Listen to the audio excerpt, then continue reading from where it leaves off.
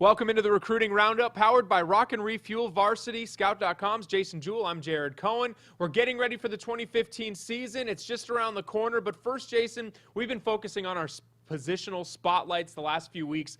We want to hit on some recruiting news, maybe get some updates on some players that we haven't been able to hit on the last couple weeks. Let's start off with the latest commitment, Mountain Point High School quarterback. Haven't even seen him play yet in this state, but he is committed. That's Jack Smith. Yeah, he pledged to UNLV. Really was a big fan of the coaching staff and the experience that they have there at the program. Now, Tony Sanchez leaving Bishop Gorman and coming over, but look at the offensive coordinator, Barney Cotton, leaving Nebraska, bringing some huge tradition, been a coordinator at some big-time programs, Iowa State included. It was kind of the reason why Jack Smith pledged to UNLV. He had another FBS offer from Eastern Michigan, had NAU, Eastern Washington, and Montana, big-time FCS programs that really wanted him. He was number one on their board, but picks UNLV, and I think this ends up playing a role in the recruitment of Daniel Bridgegad from Paradise Valley, the quarterback, who also had very similar offers. Another commitment, Pinnacle's Drew Dixon also had some similar FCS offers. He commits to Air Force, a little bit more than football in that commitment. Yeah, really, the ultimate thing with him was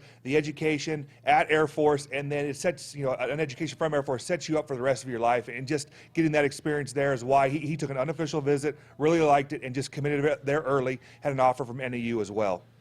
Mountain Point last season has the potential now 3 running backs playing at the next level, with another one committing this past week. Yeah, so you look at Paul Lucas committed to sign with Oregon State, Brandon Leonard signed with New Mexico State, and then their third guy, so this is a late 2015 signee, Tyreek Cross, signs with Hampton, which is the FCS program.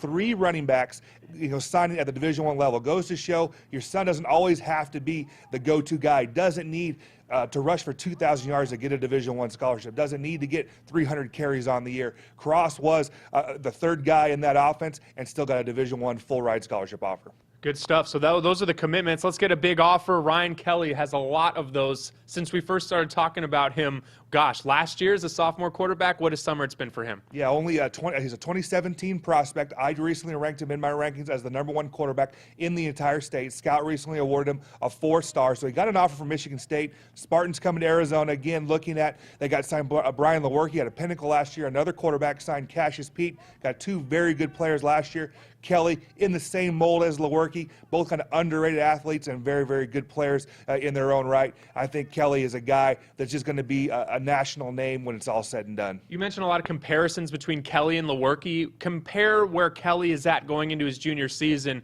to where Brian Lewerke was and how they ended up and kind of how they're on that same path. Well, Lewerke actually was not even a starter as a sophomore. He was backed up Michael Sanders, who played at Scottsdale Community College and recently signed with Idaho State. So, I would say Kelly's probably a little bit further ahead right now from an experience standpoint, being that he was a varsity starter last year, accounted for over 3,000 yards of offense. Let's get into, Jason, as we're talking about guys at the mold of Kelly and Lewerke, let's get an update of some of the top-tier players around the state going into their senior seasons and kind of an update around their recruitment and what their summer was. What were some of the highlights? Okay, so the top prospect is Byron Murphy, cornerback out of Saguaro.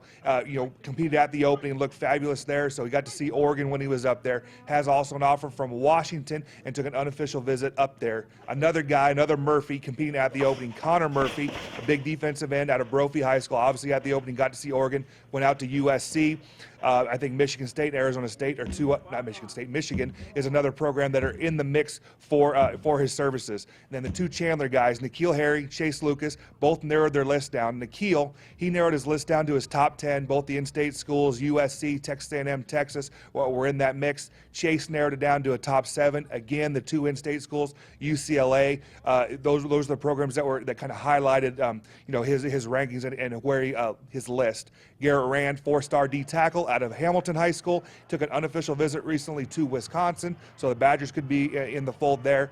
And those are all the 4-star guys ranked right now in this senior class. Those are the updates for those guys, going into this 2015 season. That's Jason Jewell. I'm Jared Cohen. This has been the Recruiting Roundup, powered by Rock and Refuel Varsity. Make sure you keep an eye out. The Daily Dozens start next week. We're excited to get started.